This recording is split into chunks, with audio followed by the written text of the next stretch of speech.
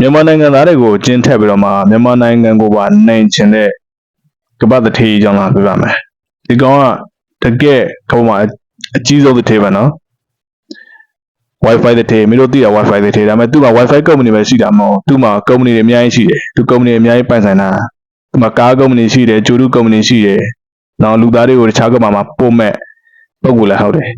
မြန်မာနိုင်ငံကိုဘာကြောင့်ကျင်းထက်ရလဲဆိုတော့မြန်မာနိုင်ငံသားတွေကိုဘာကြောင့်ကျင်းထက်ရလဲဆိုတော့မင်းတို့သိတယ်မဟုတ်လားသူ Starlink ကိုဝယ်သုံးနေရတာလေမြန်မာနိုင်ငံကနယ်တွေမှာတောတွေဘက်မှာဆိုလို့ရှိရင်နော်ဟို Wi-Fi မရအောင်နော် Wi-Fi ဖြတ်ခံရတယ်အဲ့တော့ကျွန်တော်တို့က Starlink ကိုဆေးကြီးနဲ့ဝယ်သုံးနေရ Starlink ကသူတို့ရဲ့နိုင်ငံအမေရိကန်မှာဆိုလို့ရှိရင်ကွာဟို Starlink ဆက်တလို့မြန်မာငွေ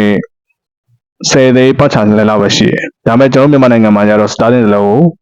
ဘယ်လောက်ဝယ်တောင်းရလဲဆိုတော့40 50နော်မြန်မာငွေ40 50လောက်ပေးပြီးမှဝယ်တောင်းနေတာစီးကြီးနဲ့ဝယ်တောင်းတာအခုဘယ်လိုဖြစ်လဲဆိုတော့ကြားဖြန့်ကိုနှိမ်နေတဲ့ဆိုတော့အဆိုပြုချက်ကြားဖြန့်ကိုနှိမ်နေတဲ့ဆိုပြီးတော့မှဟုတ်လား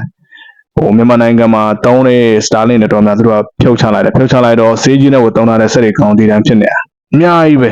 တည်တန်းဖြစ်နေတာပြန်သုံးလို့မရတော့သူတို့ကကောင်းဖွင့်ချလိုက်ပိတ်ချလိုက်တာသူတို့အချိန်မြေပြန်ဖွင့်ပေးလို့ရတယ်ပြန်မဖွင့်ပေးတော့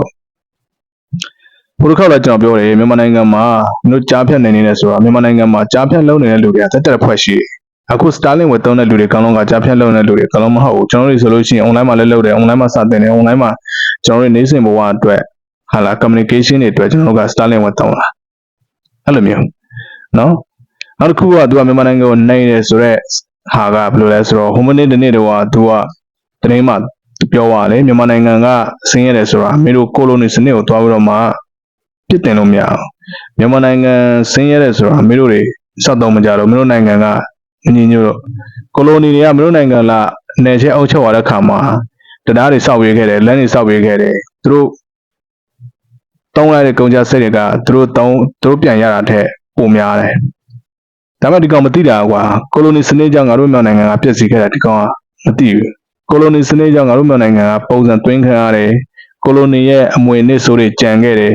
ကိုလိုနီအုပ်ချုပ်တဲ့အချိန်တော့ဆိုလို့ရှိရင်မြန်မာနိုင်ငံကကွာခွဲခြားပြီးအုပ်ချုပ်ခံရတယ်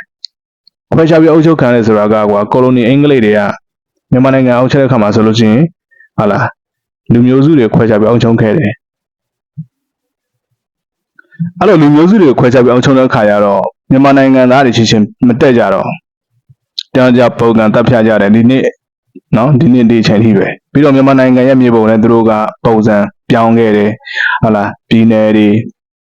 တိုင်းတွေမှာသူတို့ခွဲပစ်လိုက်တယ်ပြည်နယ်တိုင်းတွေခွဲလိုက်တဲ့ခါမှာသူတို့ကနယ်မြေတွေကိုသူကလူမျိုးနာမည်တစ်ခုခုနဲ့ခံထားမှသူတို့အဲ့လိုတတ်မှတ်လိုက်အဲ့လိုလုပ်လိုက်တော့မြန်မာနိုင်ငံဒီနေ့ဒီချိန်ထိပဲဟုတ်လားငါပြည်နယ်ငါပိုင်ရမယ်ဟိုပြည်နယ်ဟိုပိုင်ရမယ်ပိုင်ရဖြစ်တယ်ဆိုရင်မှမြန်မာနိုင်ငံသားတွေကောင်းတော့ဒီနေ့ဒီချိန်ထိတောင်းနေကြတိုက်ခိုက်နေကြနော်နယ်မြေတွေလူနေကြဒါတွေကောင်းတော့ဘာကြောင့်ဖြစ်လဲဆိုလို့ရှိရင်သူတို့ရဲ့ကိုလိုနီအမွေနှစ်ဆိုတွေကြောင့်ဖြစ်တာဒီကောင်လည်းအားထပ်မပြောပါသူတိတာကကိုလိုနီကငါတို့နိုင်ငံလာနယ်ချောင်းချောရတဲ့အခါမှာတရားတွေစောက်ပေးခဲ့တယ်ယထာလန်းတွေစောက်ပေးခဲ့တယ်တရားတွေစောက်ပေးခဲ့တယ်ဒါမဲ့သူတို့လာအောင်ချုပ်လိုက်လို့